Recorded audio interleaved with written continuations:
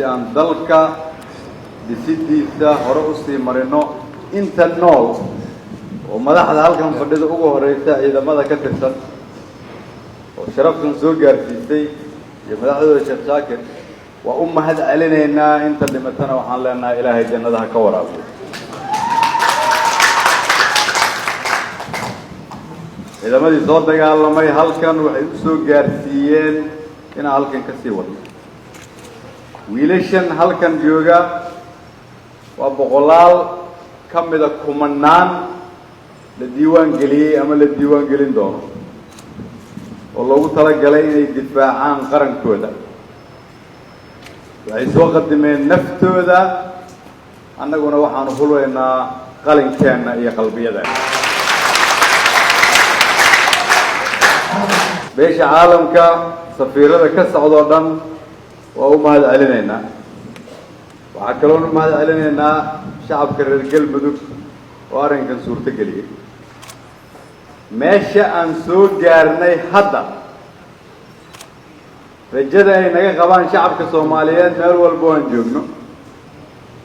caqabad walba iyo dhagax walba oo naga hor yimaada waxaan rabaa inaan xasuusiyo inaan gadaal loo noqon karin inaanay shacabka Soomaaliyeed naga aqbalayn in gadaal loo noqdo inaanay wiilashii dhintay Allah u naxariistaa naga aqbalayn inaanay hooyooyinkood naga aqbalayn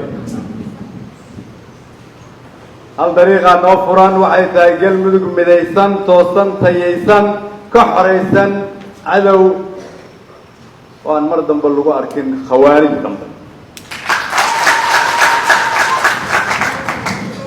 arrinka galmudug waa arrin Soomaaliyeed dhalinyarada la isugu keenay halkan iyo kuwa xerooyinka ku jira oo dawladda iyo adduunyadaba la shaqayn doonaa waxay u shaqaynayaan shacabka Soomaaliyeed meel walba ay joogaan laakiin maadaama gobollada galmudug oo dhan laga keenay hadafku waxa uu yahay inay marka hore xoreeyaan galmudug dib u heshiisiinta halkan ka bilaabatay dhismaha la rabo in dawlad furan cadaalad ah xor ah qof waliba magaalo madaxda galmudug oo Dhuusamareeba ay xaq u leedahay inay timaado ku tartanto waxa uu noo suurto gelin doonaa dadaalka iyo dagaalka in aad kula jirtaan si dalka cadowga looga xoreeyo si gaar ah waxaan ugu mahad celinayaa Sheekh Maxamed Shaakir oo nala soo shaqeeyay halkan na soo gaarsiiyay aan aaminsanahay inuu sii wadi doono si gaar ah waxaan ugu mahad celinayaa madaxweyne Xaaf isaguna nagala shaqeeyay in reer galmudug ay doortaan madaxda xaq ay u leeyihiin isagu qayb ka ah dib u dhiska dalka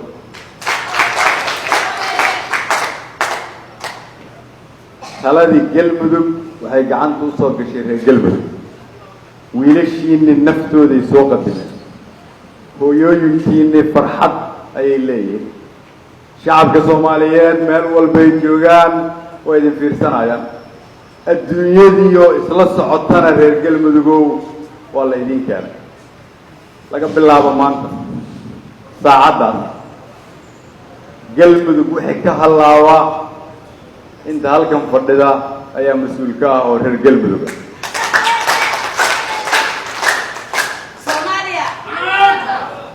ugu dambeyntii wiilasha halkan jooga waxaan leeyahay ma matashaan qabiil ma matashaan qolo ma matashaan koox madaxda halkan joogto ciidamadana waxaan leeyahay ma matashaan gobol ma matashaan qolo waxaad matashaan qaranka Soomaaliyeed maadaama la idin qarameeyay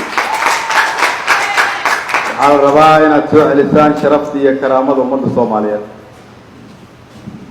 dadka Soomaaliyeedna waxaan rabaa inaan u sheego bil ka hor idina ma aaminsanayn in reer galmudug ay ku heshiinayaan inay galmudug wada dhistaan idin ma aaminsanayn in ciidamada gobollada galmudug oo dhan la isu keenayo la xareynayo dawladda federaalka ka mid noqonayaan idin ma aaminsanayn in adduunyada indhaheeda ay ku soo jeesan doonto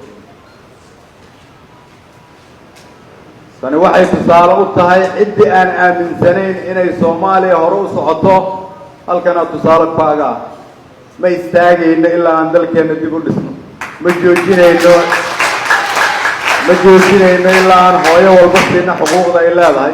ma joojinayno inay noqoto Soomaaliya inay ahaan jirtay ma joojinayno ilaa aan gaarsiino Soomaaliya inay noqoto meel lagu soo ordo aan laga soo ordin Soomaaliya ha noolaato ma tantii